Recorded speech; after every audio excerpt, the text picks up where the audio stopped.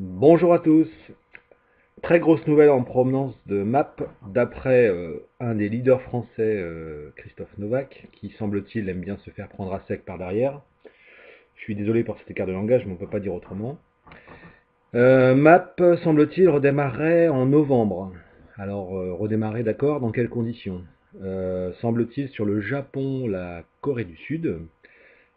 Évidemment, ils sont à l'autre bout de la planète, à mon avis, ils n'ont pas entendu trop parler des problèmes qu'il y avait ici en Europe. Dans l'entrefaite, les packs seront gelés. Ils ne produiront aucun profit. Super. Et on dit aux gens, bah, si vous voulez continuer à investir, vous pouvez redémarrer de zéro. Moi, à part du foutage de gueule, je ne sais pas comment ça s'appelle. C'est-à-dire qu'on va dire aux gens, tout ce que vous avez investi et vos packs qui sont dans My Saving Pays actuellement sont bloqués, mais par contre, vous pouvez en racheter des nouveaux. En fait, ça fait simplement une remise à zéro générale en développant vers des pays qui ne sont pas très au parfum de ce qui s'est passé par ici. Et on peut redémarrer le Ponzi de plus belle. Voilà. Donc je ne sais pas comment on vous le sert, avec ou sans vaseline. J'espère qu'en Europe et en France particulièrement, les gens vont pas être assez idiots pour replonger dans cette daube. Mais bon, j'ai un petit doute quand même parce que la cupidité des gens fait que ça pourrait très bien redémarrer. Bon, c'est ainsi. Donc pour moi, c'est surtout pas une avancée. Un map 2.5 qui est encore pire que le reste. Enfin, c'est vraiment. Je sais même pas comment ils arrivent à faire avaler des couleurs aux gens comme ça. Enfin bref. Donc en plus, ils vont travailler avec un nouveau processeur, puisque VX est au tapis bien sûr, qui s'appelle GPN Data.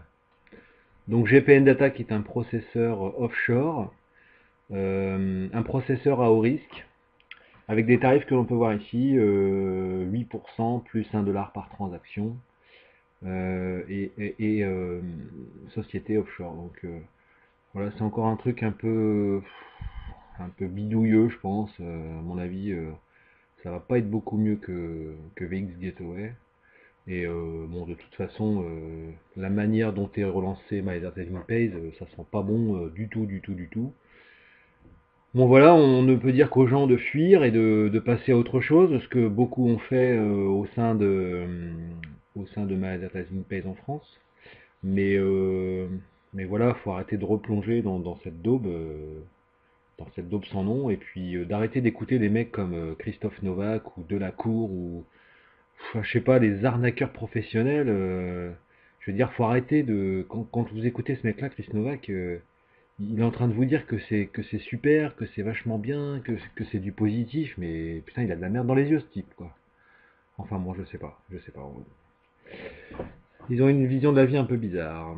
Donc, à suivre. On va regarder ça de près, hein, l'évolution, voir si ça réouvre vraiment dans les temps, dans quelles conditions. Et puis en attendant, bah, tous ceux qui se sont fait avoir, qui s'assoient sur leur pack, moi je vous invite fortement à déposer plainte, hein.